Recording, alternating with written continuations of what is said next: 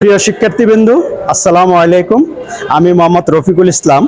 আজকে তোমাদের সাথে ইঞ্জিনের কুলিং সিস্টেম নিয়ে কথা বলবো। আমরা জানি যে ইঞ্জিনের ঠান্ডাকরণ প্রক্রিয়া দুইটি, একটা হলো এয়ার কুলিং আর একটা হলো ওয়াটার কুলিং। আমরা আজকে ওয়াটার কুলিং সিস্টেম নিয়ে কথা বলবো। এখন আমরা প্রথমেই জানবো যে কুলিং সিস্টেমটা কি কাজ করে ইঞ্জিনের। আমরা বলি যে কুলিং সিস্টেম হলো ইঞ্জিনের অপারেটিং টেম্পারেচারের উপরে যে টেম্পারেচার ওইটাকে হ্রাস করে।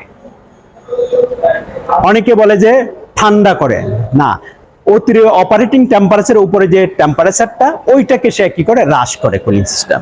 এখন আমাদের কুলিং সিস্টেমে আমাদের কি কি উপকরণ আছে, এলিমেন্টসগুলো ব্যবহার করা হয়, আমরা এটার সাথে একটা একটা করে পরিচিত হব যে ওয়াটার কুলিং সিস্টেমে ইঞ্জিনের কি কি জিনিস থাকে। আমরা প্রথমেই জানবো এই যে ইঞ্জিনের এই পাশে যেটা, এটা হলো একটা ওয়াটার পাম্প।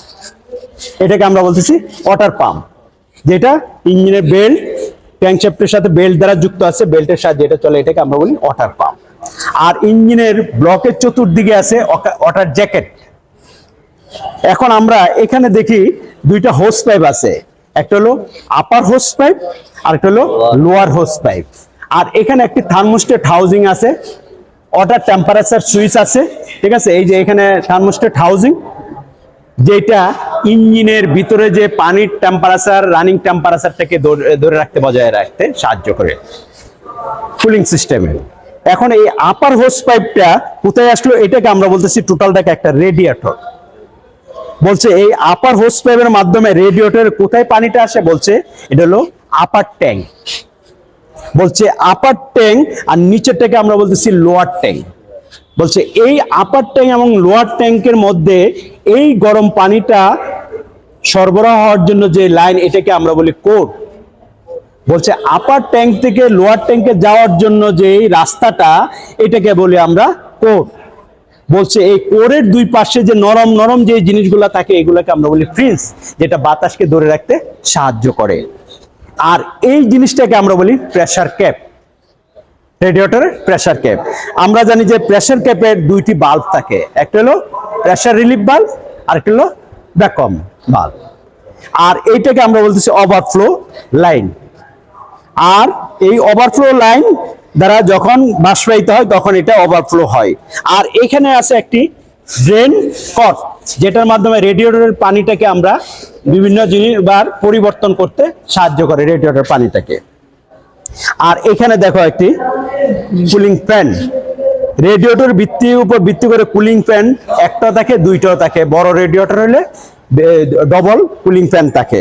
তাইলে আমরা আজকের এই আলোচনার মাধ্যমে আমরা জানি যে প্রথমে ইঞ্জিন ঠান্ডাকরণ প্রক্রিয়া হলো দুটি, একটা হলো এয়ার কুলিং পদ্ধতি আর একটা হলো ওয়াটার কুলিং পদ্ধতি।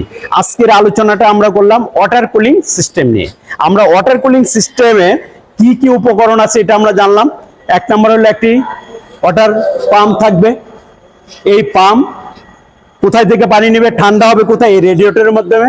বলছে এই ইঞ্জিনের ভিতরে যে জায়গা দিয়ে পানিটা সার্কুলেশন হয়, ওইটাকে আমরা বলি ওয়াটার জ্যাকেট।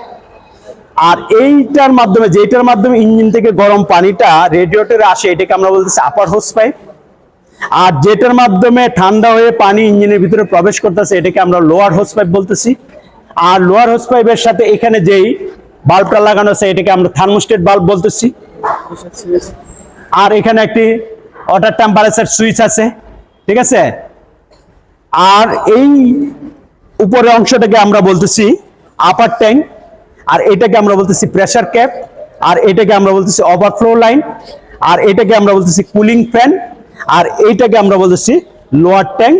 বলছে আপার ট্যাঙ্ক আর লোয়ার ট্যাঙ্ক থেকে পানি প্রবাহ যে পথ, এটাকে আমরা বলতেছি কোর। আর বলছে এই কোরের দুই পাশে বাতাসকে ধরে রাখার জন্য যে এই জিনিসগুলো ব্যবহার করা হয়েছে, এইগুলোকে আমরা বলি ফ্রিন্স। মানে ফ্রিন্স কি করে, বাতাসটাকে আটকে ধরে রাখে, যাতে কোরের ভিতর দিয়ে যখন পানিটা যায় তখন এই গরম পানিটাকে ঠান্ডা করতে সাহায্য করে। তাহলে আজকের আলোচনায় আমরা এই কুলিং সিস্টেমের বিভিন্ন জিনিসের সাথে আমরা পরিচিত হলাম।